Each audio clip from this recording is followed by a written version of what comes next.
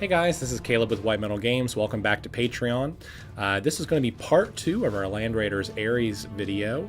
In the first part of this series, we basically built the primary model. We basically built the entire chassis and mounted the Demolisher cannon to the front. In part 2, we're going to be mounting the side sponson weaponry, including the twin-linked heavy flamers, plus all of the details on the model, and just doing any sort of final touch-ups or cleanups before we get to priming and painting. This video will not feature painting at this time.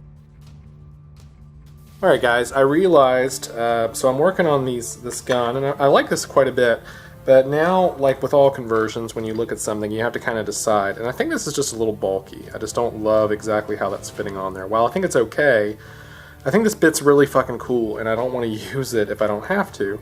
So I'm going to use these instead, I think. These are from the Imperial Guard range, and these are for their flamers. They have like a backpack, and I just think this fits the profile much, much better.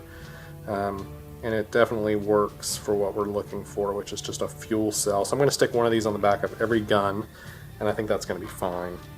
So now I'm just going to go through and remove all these nozzles, and then I'm going to get this thing going. Okay, so I go ahead and start sawing off the barrels on these Redeemer cannons. Now I know that for a lot of people, when you kit bash, it seems like you're going to be destroying things that are valuable, but remember, you're making something much, much better. So even though we are essentially destroying these cannons, we'll find another use for those flamer exhausts at some later time. So it's okay to destroy your favorite toys, because we're going to rebuild them into something very, very cool. So here I'm sawing off the muzzles, essentially, or the nozzles rather, on these Leman Russ heavy flamers. We just had a preponderance of these in-house, so we just didn't need them all, and this just made more sense to me. So you can see there that the dry fit looks pretty good overall. I think that it's a pretty clean looking assembly.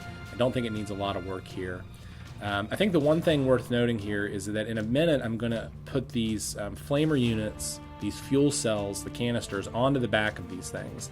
And even though it looks really great, and I really like the finished look of the model, it doesn't really turn the way that a traditional sponson weapon on a Land Raider turns. And part of the problem with that is that essentially the fuel canister was bumping into the hull. So even though in the first dry fits, when I first built these, I felt they were pretty good, the reality is the Land Raider is meant to have a 180-degree arc of fire from its side sponsons, which if you're playing WYSIWYG, these would not. These really only had about a 45-degree arc of fire to the front, or at best a 90-degree arc, certainly not 180. So you had to have a little leniency from your opponent for there. But it does look great. I think when you put it on the final model, it looks fantastic. And the reality is, how often in game do we really turn our sponsons? So I erred on the side of aesthetically pleasing as opposed to, kinetically workable. And I think it was a good choice overall. But otherwise, these really just went together really nicely and cleanly. It was just rinse and repeat. I suppose if I was going to redo this, I'd probably relocate the fuel canister somewhere else. I'm not for sure where exactly. Maybe not at all. I think the most important part of this really is the nozzle assembly. But I do like the finished look of those models.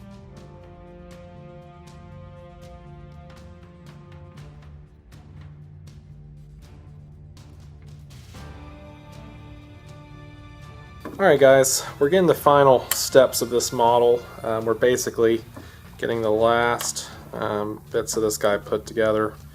That was not intentional. There we go. That's nice. Alright. This had gotten attached to the glue on the side there. That's nice now. Okay, great. So the final touches for this thing. Now what I'm realizing is with the flamers, I can no longer mount these las cannon sponson mounts. Which is fine. I can save these for something else down the road. But I do feel like I need something on these sides to sort of hide that thing. So what I'm thinking I'll do is I'll attach something like this, just a decorative piece. Alternately, some sort of techie piece could be used.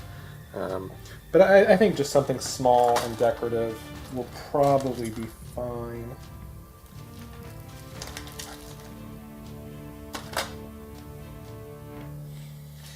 The other last things we're going to do is we're going to attach these to the tops of the sponson mounts as well.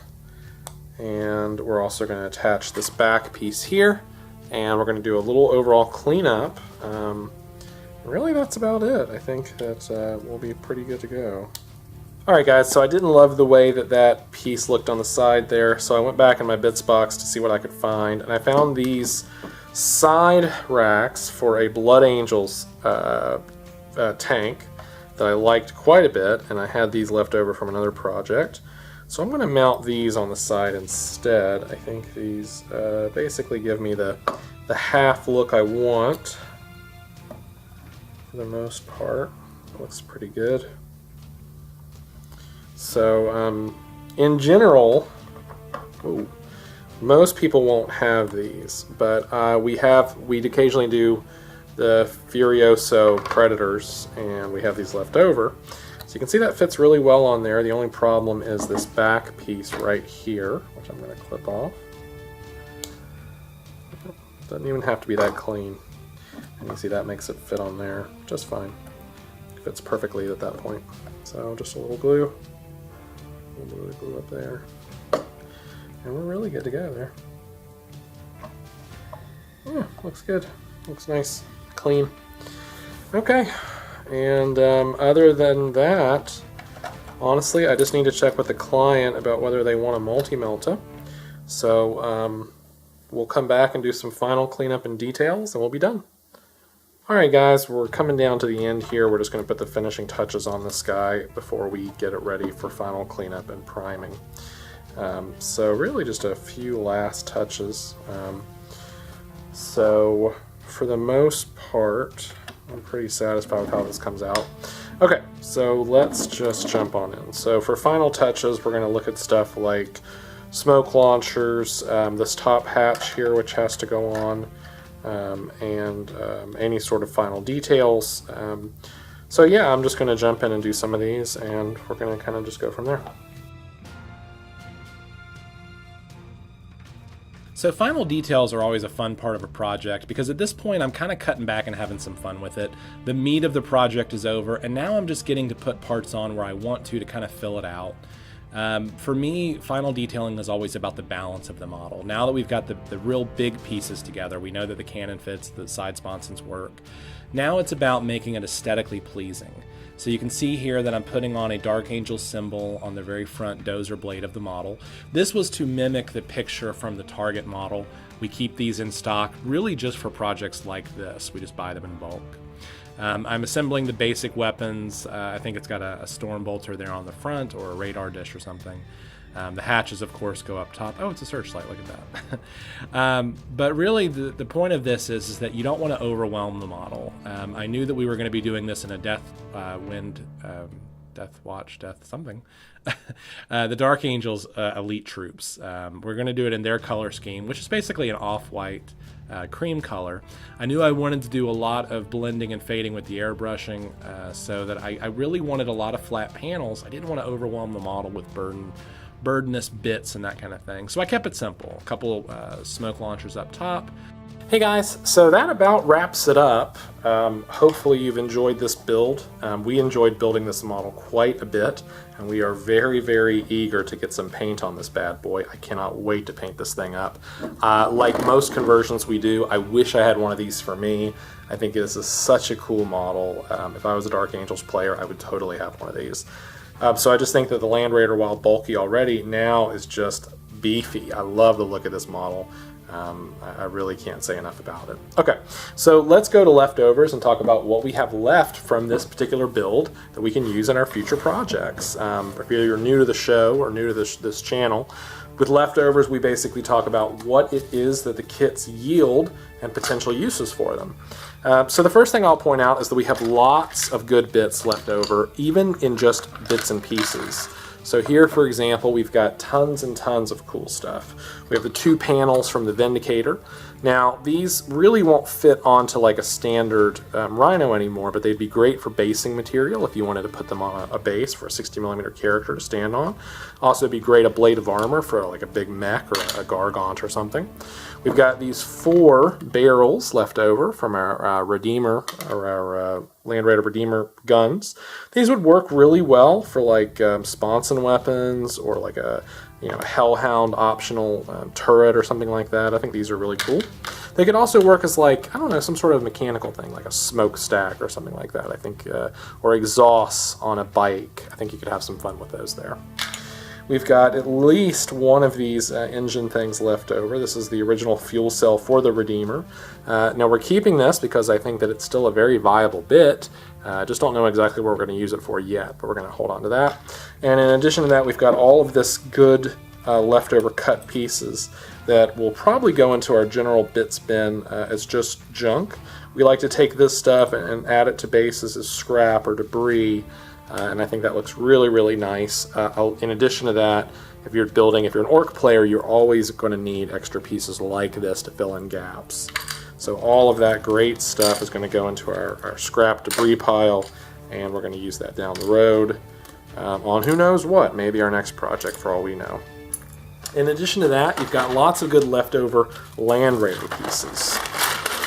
So first off, we've got the leftover las cannons, and these are always great. The nice thing about these things is that you could use them on, let's say, a Valkyrie or a Vendetta. So you've already got 2 sets of twin linked. That's like almost 2 Vendettas right there in my hand. All you really need is the nose cannon, and you can get that from just about anywhere. I like to keep these spares anytime I do the Land Raider. I never like to mount the engine on the inside because you never see it and it's kind of wasted, it's lost.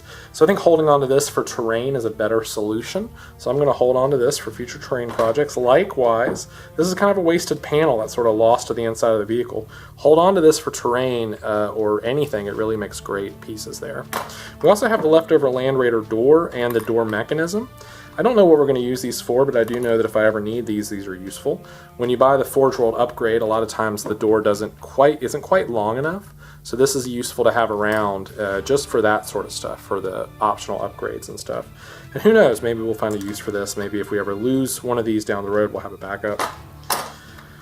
Heavy bolters from the top turret. You know, these are great if you want to make some sort of like automated weaponry, and we just have these in droves. So at some point down the road, we're going to have to do an automated weaponry profile. Extra engines or extra fuel cells from the Redeemer cannons. Those are great for terrain. These are the inner doors from one of the Land Raider side sponson doors or side doors. Again, we just keep these. We don't actually use these on the tank because you can't see them. So they're kind of wasted, and I think these are great for terrain. So tons of good stuff there. We also have almost an entire Vindicator kit. So you've got basically a full Rhino on sprue here. And in addition to that, you've got arguably the coolest top chassis piece ever. I mean, I just love this big venting. So I think if I wanted to do like a Rhino or a Razorback or a beefy Rhino, this would be a cool way to do it. And then in addition, we have lots of little details from the kit. For example, we've got this big bullet thing that would be great if I wanted to do like a stockpile of ammunition. If I wanted to do a munitions kind of counter or something like that, that'd be great. And we've got lots of other good stuff here, like this little bumper. It's kind of cool and random. That thing will look nice on a Rhino.